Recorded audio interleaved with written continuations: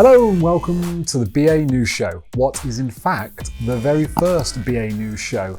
New format for us, it's going to be dropping every Friday at 5, so hopefully you can stay tuned for this new mix-up of the format that we're going to be going to. And what we're going to do is take the most interesting news stories from the week and just have a little roundup of them on here. So tonight we have 3 main stories we're going to talk about. We're going to talk Bioshock. We're going to talk a bit about Resident Evil, and then finally we're going to talk about a little bit of IGN controversy. But first of all, Tabs, Bioshock, what do you know? Yeah, so Bioshock Next Gen, we had this news early this week. 2K Games came out and told us that Kelly Gilmore is heading up a new team called Cloud Chamber. And I understand she's worked on previous titles XCOM and Civilization. And they're going to be, working on a new entry in the series, essentially. So, yeah, it's exciting times. We've already done a massive video on the original Bioshock and kind of the themes within that game. So it's going to be really interesting to see, without Ken Levine at the helm, who is he's the godfather of the series in many ways. He, of course, was the director behind the first one, and I understand the third one, Infinite. Didn't do 2. Be interesting to see where they go with it, because Bioshock, we've seen it under the sea, we've seen it in Infinite in the air. Bioshock's always had a very iconic sort of setting, as we saw in that video, Rich. So have you got any ideas as where they could take this? Oh, it's interesting, isn't it? I don't know. I feel like they're gonna want to take it back to its roots. I feel like they're going to want to bring in the real centerpiece characters like the Big Daddies. So maybe there will be a return to, maybe it will be more of a sequel Under the Sea. The first Bioshock, maybe. I like that, yeah. That would be the safest bet, wouldn't it? They've got all these characters and popular assets in the series on tap then. There's also, I think the first Bioshock was very, very popular, but I don't think they've quite hit that same beat since. So I wonder whether they'll try and get back to that and hit that similar beat. And, because Bioshock was an amazing game and it really, people loved it, for good reason. Well, this is the thing. It tackled very deep, heavy subject matter as well, philosophical almost, you could say. It's looked at things like individualism, I think racism, and even like quantum physics and mechanics in the most recent game. So it's going to be interesting to see, in terms of that philosophical, political, the themes involved, what they're going to introduce in this next game. So you brought my attention to a little rumour though that it's been in development for some time, didn't you? Yes, so I think, now this came from a tweet, I believe, from one of the lead people. Is that right, Tabs? The leak that it's in development. And he said there's a few years to go yet. But actually, if you dig a little bit deeper into that, the suggestions are that it's actually been in development since maybe 2015. So, a couple of years to develop a game, you think unlikely. But when you factor that in, plus a couple of years, 6 years to develop a game, that sounds more likely. So I think there's definitely some meat on the bone with that little rumour. Yeah, I think it's going to be a bit of both. They've probably been chipping away at working up some stories, some ideas, maybe even an engine.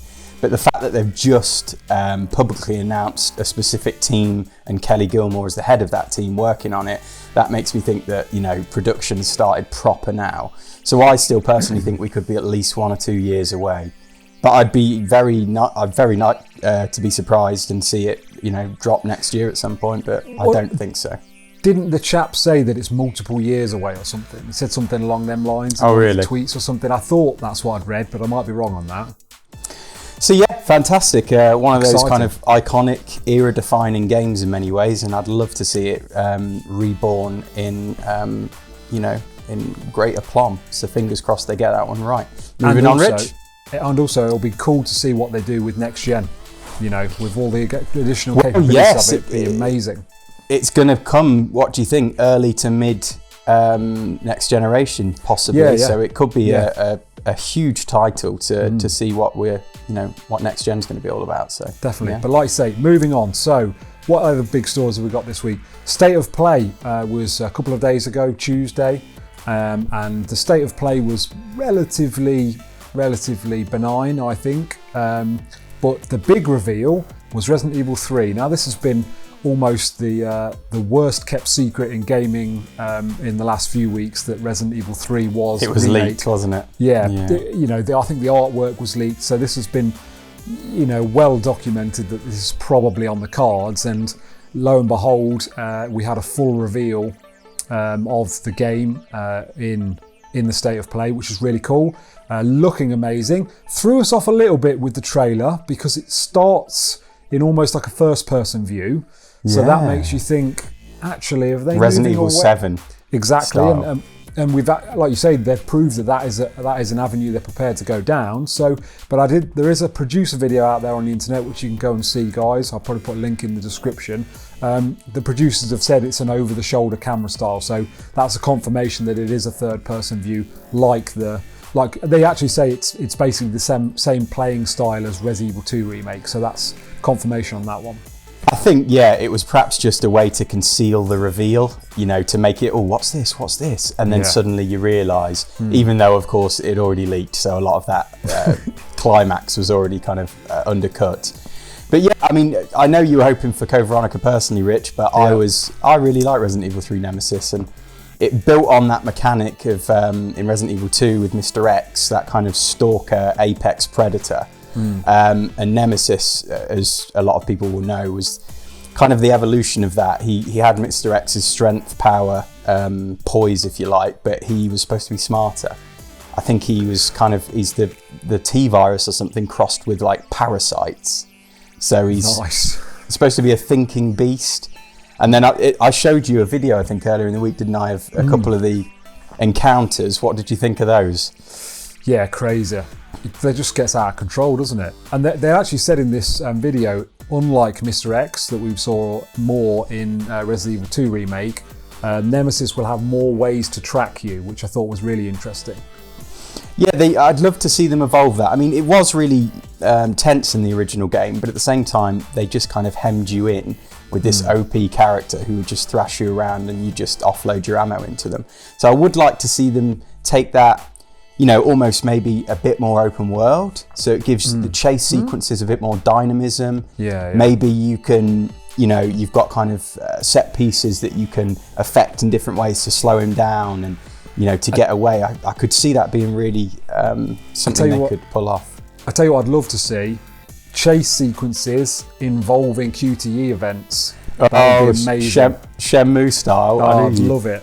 You'd like that, wouldn't you? But that could be cool. But maybe a bit of both. Almost like I'm imagining Resident Evil 4. If you remember, they had you could push ladders away, and you could, I think push wardrobes in front of the doors. Maybe a little bit of that, and that was a bit more open world. Had a bit more of a dynamism to it. I think two big things going for this game for me. Firstly, I think it's one of the fan favourites for Resident Evil 3. It's where lots of people have a lot of good thoughts about Resident Evil 3. It's not my personal favourite. I know, as you've just said, it's one of your favourites. So I think that's really positive. And secondly, this is on the back of Resident Evil 2 Remake, which I still say is one of the best remakes we've seen of any game. I think the quality of life features, the additional graphics, everything in that. And to be fair, right now, we're filming this on the eve of the Games Awards, but for all we know, Resident Evil 2 Remake could have scooped Game of the Year award. So yeah, exactly. And a little segue as well, Ghost of Tsushima mentioned in the same state of play. There's rumours that we're going to see another reveal of that at the Game Awards, so stay tuned for that. The other thing I just wanted to drop in on Resident Evil 3, Rich, was of course this is also bundled with Project Resistance. It is, yes. Which is this kind of multiplayer online experiment they're almost having with the Resident Evil series. So that's kind of interesting and kind of nice, isn't it? They're not going to try and exploit our pockets by splitting this to two. It's kind of a bundled package. It's nice as well, because lots of people might think, well, hang on a sec, I'm buying a game that I've completed numerous times before on other iterations, but actually bundling this in gives a new element to it, along with the new elements that they'll add for the fact that it's a remake. Yeah, I just think it's a nice little feature. I like on the multiplayer the fact that they're adding, not only you can be the hunter, so you can play the characters, but you can you can be the animals. You can set up these places for people to go into, and you can try and win them by playing the bad guys, if that makes sense. Yeah, there's almost a kind of a real-time strategy element to that, isn't there? Like you can control the environment as well as individual characters. It's going to give us a new dimension. I mean, I don't know if it's a game for me personally, but it's got some merit going for it if they can nail that one down. So yeah, Resident Evil 3, just to footnote this one as well, it's expected to be released in April 2020, which I think, again, I think is a lot sooner than people expected. So fantastic news. I was thinking late next year, so that's amazing news. Anyway, moving us forward, Tabs. Yeah, so finally, the third item of today, and the last item is, well, it's start us off. It's revolving around Death Stranding, which, as we know, has been a hugely divisive game and has sent ripples across the gaming industry and publications. This is, the first part of this story is something we've seen reported by CCN, an online publication, I believe, and according to commenters on the IGN Player's Choice poll that they were running, essentially to establish the Player's Choice Game of the Year for 2019. Well, first of all, Death Stranding wasn't among that list until 7,000 votes had been placed. And then second of all, apparently IGN removed it altogether as a nominee once it had rocketed then to number one, once it had been introduced.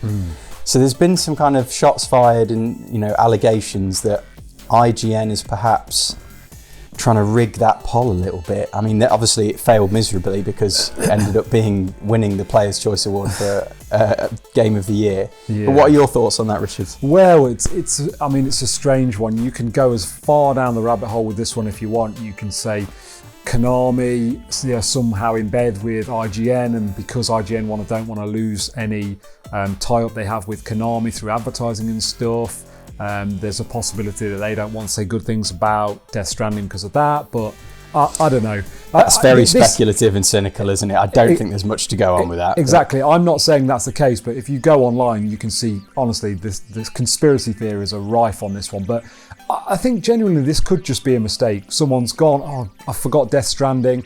Then it's been put on there late, after it's already been going, because maybe they've been told it shouldn't be on there.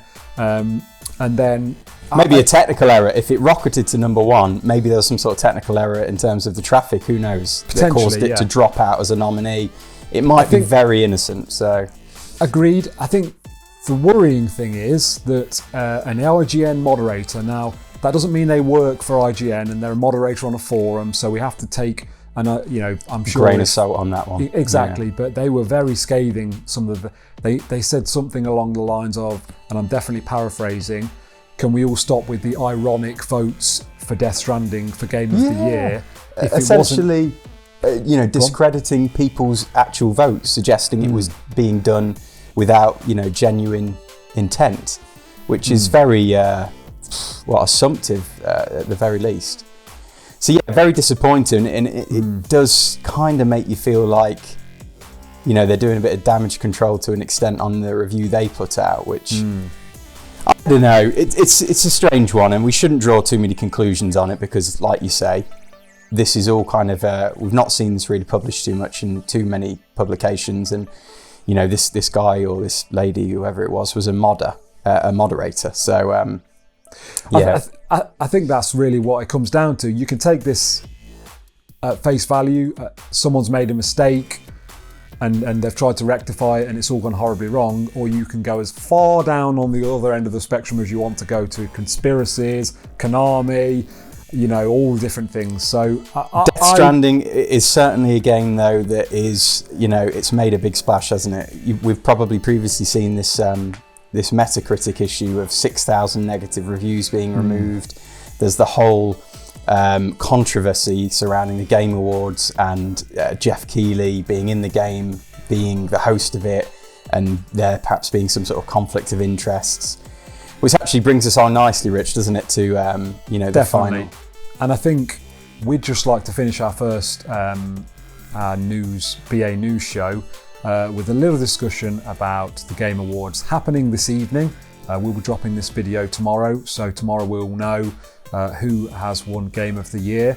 But I think we would just like to say that for us as a channel, our Game of the Year would be Death Stranding. We absolutely loved playing it. We got a lot out of it. There are some negatives to it, absolutely. But when you look at the list of nominees for Game of the Year, the only other one that really stands out for us is Resident Evil 2. And certainly we had a much more fulfilling or unique experience in playing Death Stranding over and above Resident Evil 2. So definitely that's the one we are championing on the channel. And we're going to try and get our organic review out maybe this coming Monday or the Monday after, so stay tuned for that as well. Absolutely. But yeah, I mean, I think it still has a good chance. If it topped the Player's Choice for the IGN Game of the Year, then, you know, I think it could be one of the favourites, that and Control, surely.